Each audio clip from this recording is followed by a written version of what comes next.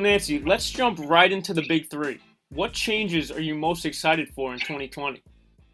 Well, I love the fireball. I think that's mano a mano. That's what we actually grew up playing fireball, one on one, to keep the court, one on one to see who's better, who's got more juice, as they might say. Ice Cube is so innovative in the fact that he grew up playing the game and he knows how the game should be played. So that's exciting. I'm also glad that we're playing, all our games here. In the U.S. for our fans, and to also have younger players integrate with us. So you've been around many leagues, the WNBA, NBA, and everywhere. What's different about the big three and how Ice Cube and Jeff lead it?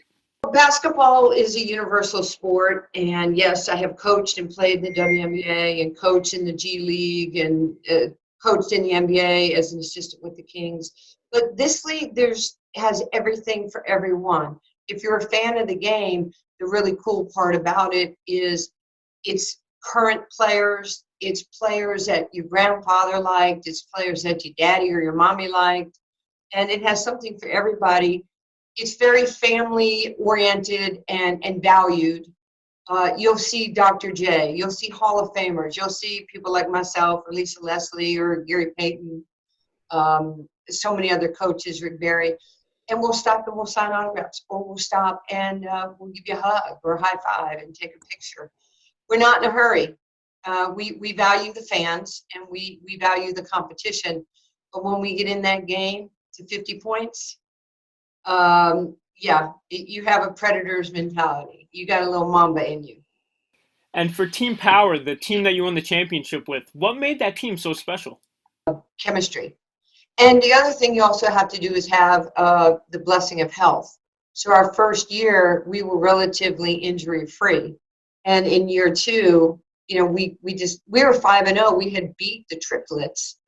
And Birdman tears his ACL. Corey Maggette, has a bad hamstring. He missed the first 5 games of the year. One of the biggest, oh my gosh, losing Katino Mobley. He tore his quad.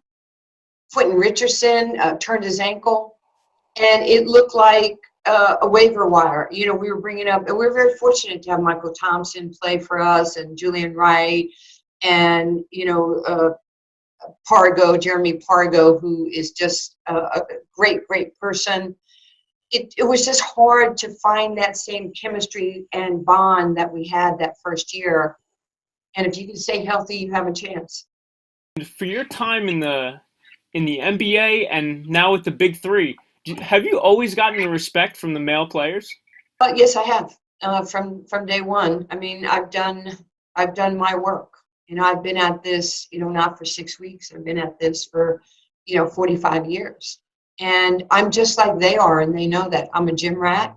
I love the game. I loved it so much that I wanted to stay involved through coaching or doing TV. I do the TV for the New Orleans Pelicans. So they have that guy named Zion, I think. Oh, I know Zion. I know that guy. So, you have Brandon Ingram and you have Lonzo Ball and you have Drew Holiday. And so it keeps me close to the game, but it's fantastic when players come up and, they give you a hug or they call you a legend or GOAT, and it's almost embarrassing. But it's pretty cool that the young guys and the old guys get it. I can remember when I was signing my contract in the Big Three.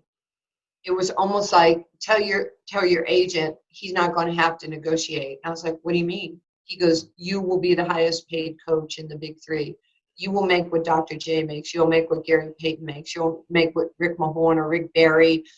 I mean, that's unbelievable. That it was just said before it was like, oh yeah, my agent, at Octagon, he's gonna negotiate hard for me. But it was amazing that wasn't the negotiating point. It was such a respect. And every step of the way that I have been in the Big Three, it's always been about equality. It's equality, it's inclusion, it's opportunity. And I think it was I probably have the text somewhere a couple weeks after we won the championship in New York. Cube texted me and he goes, something, I'm paraphrasing, but something like, NL, are you ever scared? And I said, no, I'm only scared when people won't give me opportunity. And you gave me an opportunity. And I wanted so hard to make him proud.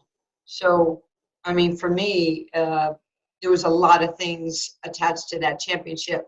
Seeing my players, the happiness they had, having their families involved, running around our locker room, the class of the men that I got to coach, the MVP, the captain, Corey Maggette, and Cuttino Mobley, and Birdman, Big Baby Davis, Quentin Richardson. It was amazing to have those guys on our team, and they made me a better coach.